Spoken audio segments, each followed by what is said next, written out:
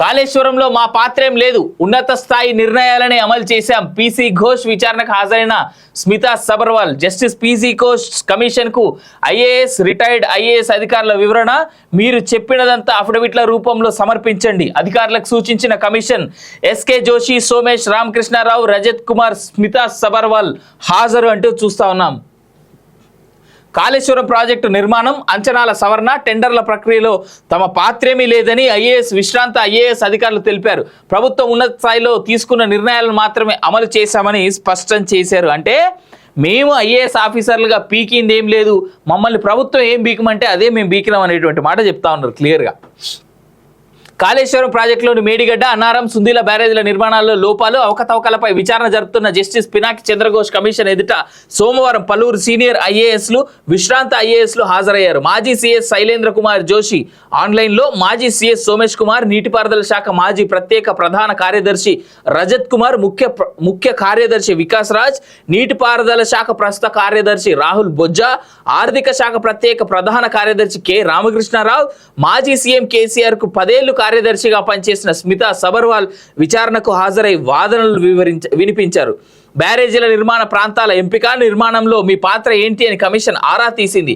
బ్యారేజీల నిర్మాణానికి పరిపాలనాపరమైన అనుమతులు, కాంట్రాక్టర్లకు పనులు అప్పగించిన తీరు, వారితో చేసుకున్న ఒప్పందాలు, వాటి అమలు లాంటి విషయాలన్నిటి కూడా మాకు ఎలాంటి సంబంధం లేదు, ప్రభుత్వం మమ్మల్ని ఏం చేయమంటే అది మాత్రమే చేశాం అనేటువంటి మాట ఈ ఐఏఎస్ అధికారులు చెప్తా ఉన్నారు కదా. నేను చెప్తున్నా చూడుర్రి, ఇగో దీంట్లో ఉన్న అన్ని పేర్లో 10 ఏళ్ళు స్మితా సబర్వాల్ కేటీఆర్కి, తర్వాత చంద్రశేఖరరావుకి చాలా దగ్గరగా పనిచేసింది.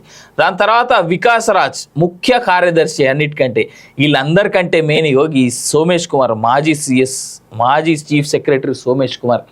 ఫస్ట్ కేవలం వీళ్ళిద్దరే మెయిన్, సోమేష్ను స్మితా సబర్వాల్ వీళ్ళిద్దరే ఆ ప్రగతి భవన్లో తప్ప ఇంకేడ కనిపించేటోళ్ళు కాదు. సీఎం కంటే ఎక్కువగా ఉండే వీళ్ళకి. ఆ కేటీఆర్ ఎప్పుడు ఈమె కాంటాక్ట్లోనే ఉంటుండే మేజర్గా. సో ఈ సోమేష్ని ప్లస్ స్మితా సబర్వాల్ని తీసుకుపోయి క్లియర్ ఎంక్వైరీ కనుక చేస్తే ఒక్క కాళేశ్వరం ఒక్కటే కాదు, అసలు రాష్ట్ర వ్యాప్తంగా జరిగినటువంటి మనకు తెలియని జరిగిన చాలా పెద్ద స్కాములన్నింటిలో మేజర్ ఇన్ఫర్మేషన్ వీళ్ళ దగ్గరనే ఉంటుంది.